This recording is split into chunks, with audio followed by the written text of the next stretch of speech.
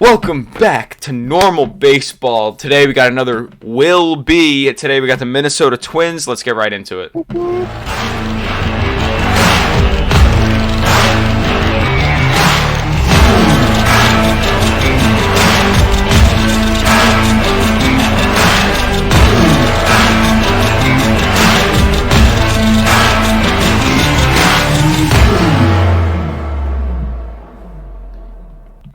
Welcome back to another will be team projection and prediction series. Today we got the Minnesota Twins.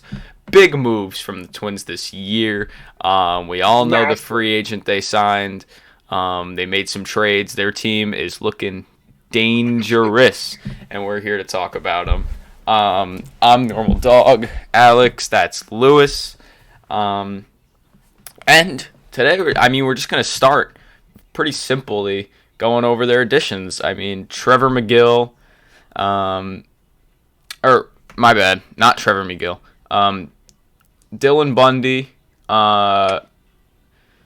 John Gant, Derek Fisher, Tim Beckham, who we could talk about for a few minutes in a little bit. They traded for Isaiah Kiner-Falefa and then traded him. Sonny Gray, Gary Sanchez, Gio Urshela, Joe Smith. That's it, right? Joe Smith. Is that? Oh yeah, Carlos Correa. Only the free agent shortstop. They signed him for potentially 3 years, currently 1 year. Which is interesting. Opt-outs after every year. Let's jump right into that because I think I know someone who actually made the prediction that Carlos Correa would land in Minnesota. I think I'm talking to him right now. So, Alex, congratulations on the amazing call. Damn well you're talking to him right now. I knew it a week before when they traded for IKF and Mitch Garver. After they traded IKF to the Yankees and Donaldson for Urshela and Gary, I knew they didn't have a shortstop, and it made so much sense. The only position they were missing was shortstop, and after looking at it, Correa was the right option, and they made that right option. So, good job for the Twins. Yeah, round of applause. Baseball. Very exciting little lineup that they've crafted together on paper, honestly, after all their additions. We have not seen them all on the field at the same time yet, so that'll be interesting. Yeah, I think one thing that we have to watch out for is what do you think this team is really going to do? Because I have a few names, right? They have guys, but also not every place is a superstar. Well, let me read you maybe not every place is a superstar, but every place is certainly a name. I'm gonna read off this projected lineup from Fangraphs. Ready? Byron Buxton, Luis Arias, Carlos Correa, Jorge Polanco, Miguel Sano, Max Kepler, Gary Sanchez, Alex Kirilloff, and Gio Urshela. Those are all names. Granted, just flip Miguel Sano and Jorge Polanco. And why would you flip Jorge Polanco? Jorge Polanco is one of the best second basemen in baseball. No, I mean in the lineup. Flip him and Miguel Sano around. Put Sano in the 4-hole. The cleanup guy. Maybe.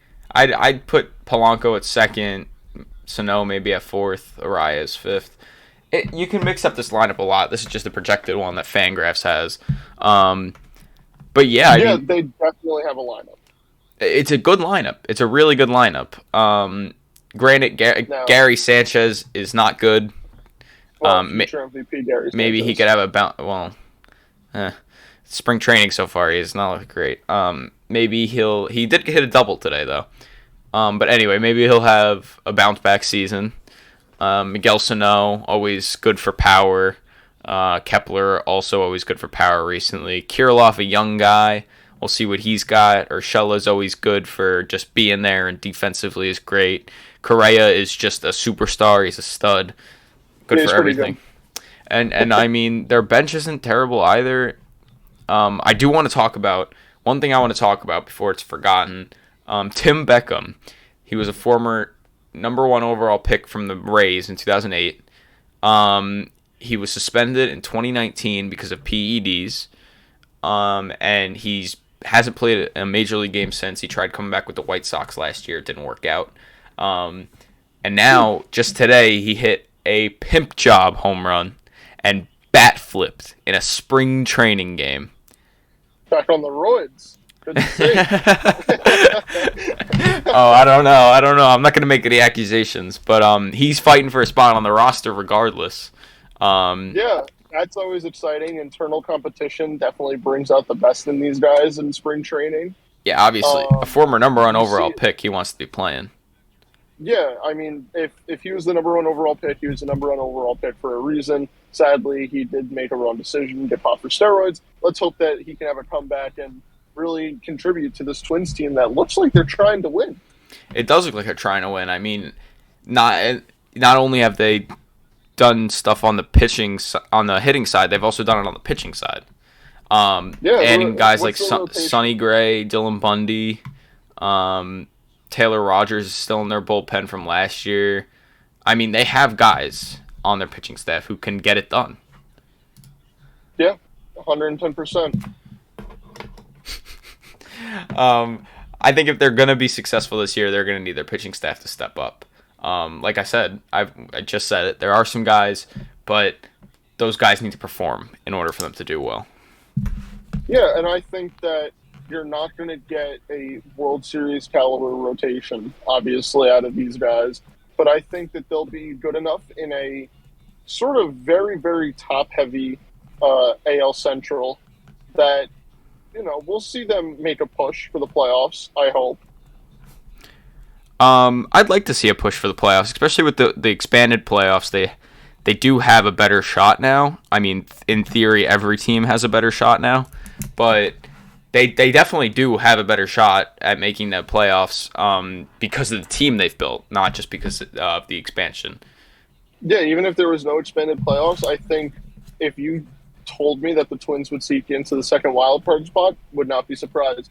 And honestly, I think that they're one of those teams that if they do squeak into the playoffs or anything, everybody's record is 0-0, and I think the Twins could very, very easily, as long as they all play to their best of their ability, could come out on top in the American League. So if you have to bet right now, would they make the playoffs? I would say yes. Okay, I'm gonna say. Oh, this is tough. Ooh, yeah. Because I could see it going both ways very easily. Yeah, they could be is it 7 teams? They could be that 8th team looking in, or they could be the 7th seed just barely getting in before the door closes. They're right around there, and it's tough to decide. I'm actually gonna go with no because of that AL East and how good it is, and I feel like both wild card teams are gonna be from the AL East. Fair guess. Or all 3, I guess now. There's 3 wildcard teams, right? Correct, Mundo. So, yeah, I'm guessing that... Or 4. Any bias in that statement? No bias in that statement. How is that bias? I just think the AL East is good. No, I don't believe in East Coast bias. No, never. Never. But yeah, and I think a lot of Twins fans are going to love Carlos Correa, which is really sad because this might be his only year on the Twins. Yeah, I mean, his contract is structured that he has an opt-out basically after the first 2 years, and then after the 3rd year is a free agent again. I believe that Correa is going into this thinking that he won't want to stay. However, if the team underperforms or Boris can get more money somewhere, then Correa will definitely be taking the opt-out and walking to a team where he can get his very, very big payday.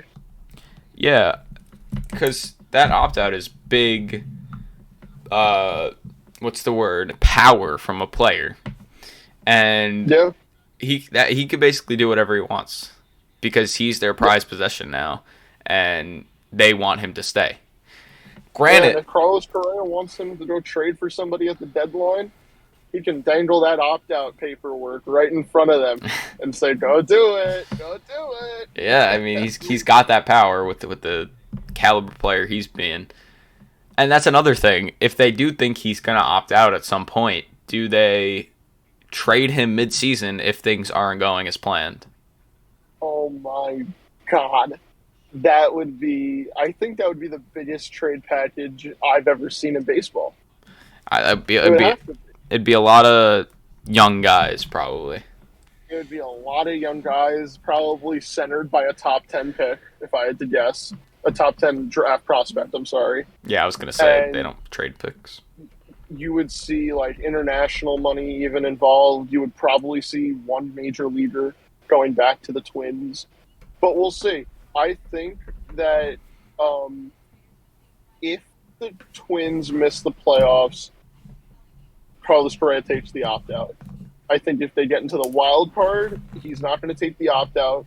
And depending on where they finish the season, whether that be on top or if they get eliminated after the wild card, then maybe he'll consider staying. But I think it's all riding on them making the playoffs. Yeah, because obviously Correa doesn't want to go from Houston, a team that was a World Series contender every year, to the Twins who don't make the playoffs. Yeah, that's not his style. I mean, the guy's a winner, and he wants to win. So, yes, he's obviously, wherever he goes, he's going to get a paycheck. I mean, he's now the highest paid infielder in baseball at $35.1 million a year.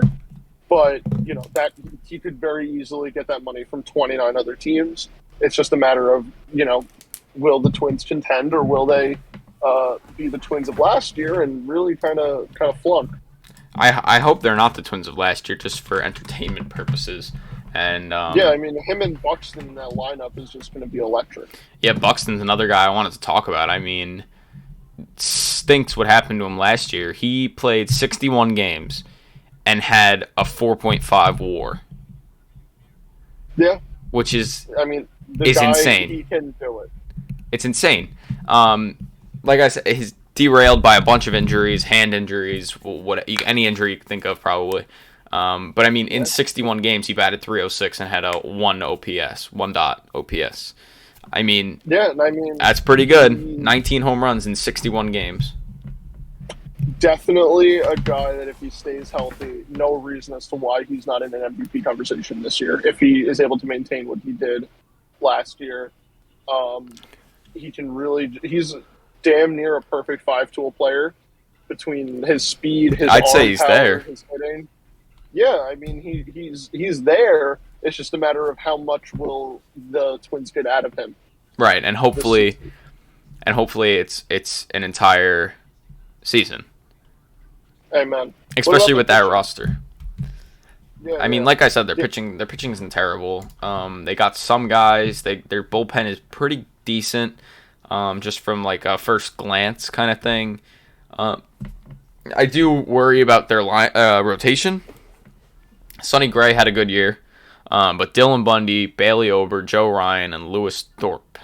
I mean, it's just a bunch of kind of guys. Like they're not. They're there. You don't when you think of them, you don't think of, oh yeah, he's a good pitcher. I mean, Dylan Bundy, yes, Dylan Bundy, you think he's a pretty good pitcher, but I mean Bailey Ober, Joe Ryan, and Lewis Thorpe, you're like, no, why? Like exactly. Yeah. So I think for them to be successful, they're going to need their starting pitching to do what they need to do. Because there's certainly going to be no problems with their lineup. Yeah, I think that they are going to be the team that makes the most moves prior to or at the deadline for starting pitching, without a doubt. Yeah, and it's interesting. Even right now, we have Sean Manaea and Frankie Montas on the market. Could they be in the mix? Not too sure. From what I've been reading and hearing and stuff, it seems like the A's are very reluctant to trade both of them. But if they do get moved, I think Minnesota is definitely a landing place for one, if not both of them. Yeah, it's certainly a contender, especially with all the moves they've been making. I don't think they're done yet. Yeah, I mean, it seems like this is just them getting started this offseason. If they can convince Correa to stay around and really become a part of what they hope to be a championship team one day, it would be through trading and through signing guys in the offseason. I don't think that they're there. They're far from being there right now. I agree. They have the foundation. They have the lineup. They just need the pitching, and they have the bullpen for the most part. Yeah, and I mean, if they really want to go into a win now mode, I think that a few of their prospects are definitely able to get the job done when it comes to trading for a guy or pitchers that they might want to try to get. Yeah, they have 5 top 100 prospects, which is pretty good. None of them are above 50. But that's still pretty good to have in your organization, and like you said, they could be used as trade pieces if they truly do believe they can win now with Correa. Yeah, it will be an interesting season, first half of the season. Because I think we'll see what they're trying to do. The reports will come out that they're trying to make moves for a trade or blah blah blah blah, and then the second half we'll see what they want to roll out and try to make a playoff push with. Right. I agree, and I'm excited. I'm excited to see if this team does good. Yeah, I have some over-unders. So Correa, obviously we're talking about him and how much of a superstar he is on both sides of the ball. Over or under a 7 WAR? Under 6.4. Under, and he's given us an exact number. Okay. I'm gonna go with over. I think he's gonna come out and have a incredible Carlos Correa year, better than last year. And I think he's just gonna embrace the Minnesota and try to bring that team to the playoffs. Yeah, that would be fun. I only say under because the entire AL Central does have to play the NL Central for at least 2 series each, and that Brewers and Cardinals and I mean a few of those other pitchers scattered throughout are going to be problems. Yeah. Another one that I have. We talked about Buxton and his injuries. Do you think Byron Buxton will play over or under 142.5 games this year? Under 130. Okay, he's still giving us exact numbers. I don't think that he's going to be sitting out too much, and I'm not gonna hope that he gets injured. I just think that they're gonna try to always have him at his best, and if he's not feeling well or he doesn't think that his arm is right or something that day, they'll scratch him from the lineup. I mean, they got to protect this guy. He's a superstar if he's going to be healthy. Okay, I'm gonna go over. I think that he's gonna get rid of those injury-prone things and that baby stuff protecting him. He's an adult grown man. He's a big boy. He could play every single game. I'm not saying he won't miss any games, but I certainly think he'll be playing more than 142. Yeah, well, I hope I'm wrong on that one. How's that? I mean, yeah, if he can play a full season, he will be a top 5 MVP candidate. Yeah, without a doubt. And then finally, to round it out, team MVP. Who do you got for team MVP? If you want to go first. So there are so many options. I think the obvious choice is Correa or Polanco. That up the middle duo is going to be deadly. Buxton is just fabulous, but I'm going to stick with my guns here and go Gary Sanchez. Okay, also seems like a biased pick. Not at all biased, by the way. I suspect bias. Anyway, no. I'm gonna go with Byron Buxton because I'm so high on this guy, and I mean if he can get that many games in, he will be the most valuable player on literally any team in the league. Yeah. But I mean, I would love for the entire team to be competing for an MVP award. It would really make the Twins exciting. Dare I say Byron Buxton will be the AL MVP. Oh, find out in a future video if that's real. Yeah, we'll see. And then lastly, over or under 75.5 wins. I found this one pretty easy. Over. Yeah, well over. I mean, I can't see them flunking that much. And if they do, then we know Correa's opting out. Yeah, if they don't get over 75 wins, Correa's gone. Let's be honest. But yeah. they're not really playing for their fans. They're playing to keep Correa around for another couple of years. That's 100% it. And yeah, I think that should do it for the Minnesota Twins episode. In 2021, I mean in 2022, the Minnesota Twins will be in Second place. second place. You heard it here first. I think I agree with that. Second or third. Second or third. Them and the Tigers will be going up there. Yeah, But I wanted to certainly say some that. fun baseball anyway, no matter what. Without a doubt. If you have a chance, go out there. And as Alex always says, we are not the biggest fans of the Twins, so we don't know everything Well, about we're them. not. Anybody who's It's not that we don't like the Twins. We're not Twins fans. Oh yeah, I said that really. Yeah, you did. You were like, we're not the biggest fans of the Twins. Like we have something against them. No, we're just not Screw Twins the fans. Twins. We're just not Twins fans. Let's go Twins. Yeah, let's go Twins. Whatever slogan you guys can come up with for a playoff push, count me in. Leave it in the comments. Yeah, just leave a comment to let us know what you think. Subscribe, check out every other social, and yeah, I think that should Let's go do it. Twins. Let's go Twins once again. We'll see you guys tomorrow with a couple more. All right, peace.